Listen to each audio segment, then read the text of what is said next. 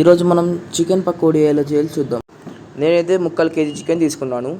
ముందుగా కడిగి పెట్టుకున్న చికెన్లోకి ఒక స్పూన్ పసుపు, ఒక స్పూన్ చికెన్ మసాలా, ఒక స్పూన్ గరం మసాలా, ఒక స్పూన్ ధనియాల పొడి, ఒక స్పూన్ అల్లం వెల్లుల్లి పేస్ట్, అలాగే ఒక కప్పు పెరుగు, టేస్ట్కి సరిపడా కారం. నేనైతే 3 స్పూన్ల కారం వేసుకుంటున్నా, 3 స్పూన్ల కార్న్ఫ్లవర్,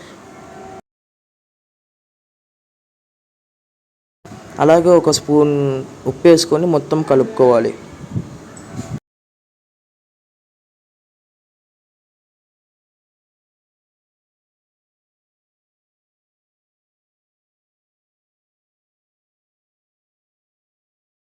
అలాగే ఒక నిమ్మకాయ అనేది పిండుకోవాలి.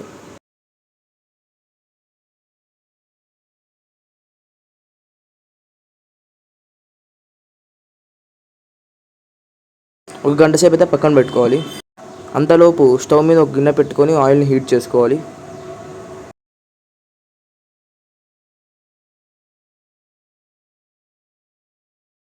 ఇప్పుడైతే ఆయిల్ హీట్ అయిపోయింది. ఇప్పుడైతే పీసెస్ని ఆయిల్లో ఒక్కొక్కటి వేసుకుంటూ పోవాలి. గుర్తుపెట్టుకోండి, ఆయిల్లో వేసిన వెంటనే పీసెస్ని కలపకూడదు. కలిపారంటే పీసేసుకున్న మసాలా మొత్తం విడిపోతుంది.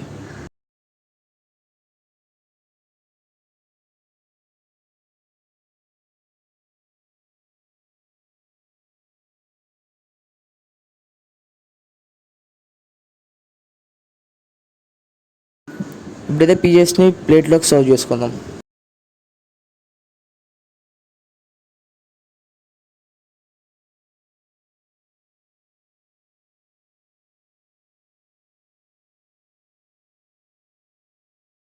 ఇదిగోండి, ఎంతో ఈజీ అండ్ టేస్టీ అయిన మన చికెన్ పకోడీ అయితే రెడీ అయిపోయింది. దీన్ని ఖచ్చితంగా మీ ఇంట్లో కూడా చేసుకొని తినండి.